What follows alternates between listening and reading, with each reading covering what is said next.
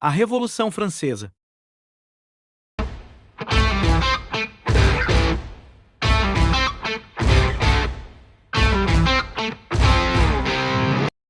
A Revolução Francesa foi um dos eventos mais marcantes da história moderna, transformando radicalmente a estrutura social, política e econômica da França e servindo de inspiração para movimentos revolucionários em todo o mundo.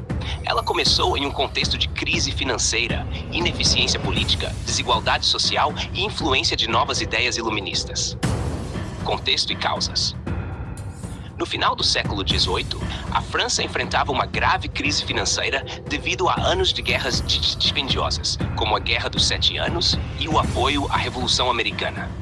A monarquia, liderada por Luís XVI, estava endividada e tentava aumentar impostos para solucionar o problema, o que atingia principalmente o terceiro estado, a classe mais pobre e numerosa, formada por camponeses, trabalhadores urbanos e a burguesia. A sociedade francesa era rigidamente dividida em três estados. O primeiro estado, clero; o segundo estado, nobreza; e o terceiro estado. O primeiro e o segundo estados, apesar de serem menos de 2% da população, detinham grande parte da riqueza e pagavam poucos impostos. O terceiro estado, que correspondia a mais de 98% da população, sustentava o país com altos impostos, mas não tinha quase nenhuma influência política. Esse cenário de desigualdade gerou grande insatisfação. Além disso, as ideias iluministas que se espalhavam pela Europa incentivavam questionamentos sobre o absolutismo, a autoridade da monarquia e a injustiça social. Filósofos como Rousseau, Voltaire e Montesquieu defendiam princípios de liberdade, igualdade e separação de poderes, alimentando o desejo por reformas. O estopim, a convocação dos Estados Gerais e a queda da Bastilha. Diante da crise, Luís XVI convocou os Estados Gerais, uma assembleia formada pelos representantes dos três estados para discutir soluções. No entanto, as votações nessa assembleia favoreciam o clero e a nobreza, já que cada estado tinha direito a um voto, independentemente do tamanho da sua população. O terceiro estado, que tinha maioria numérica, sentia-se injustiçado por não ter um voto proporcional. Frustrados, os representantes do terceiro estado formaram a Assembleia Nacional e juraram não se dispersar até que uma Constituição fosse criada. Esse ato de desafio, conhecido como Juramento do Jogo da Bela, ou tênis, foi o marco do início da Revolução. Logo após, ocorreu a tomada da Bastilha, uma prisão em Paris que simbolizava o poder tirânico do regime. Esse evento representou o início da revolta popular e é comemorado como o Dia da Bastilha, símbolo da liberdade. As fases da Revolução. A monarquia constitucional. Nos primeiros anos da Revolução, os revolucionários tentaram estabelecer uma monarquia constitucional, inspirados pelos ideais de liberdade e igualdade. Uma constituição foi promulgada que limitava os poderes do rei e criava uma assembleia legislativa eleita. Porém, a nobreza e o clero resistiam às mudanças, enquanto os revolucionários mais radicais queriam a abolição total da monarquia.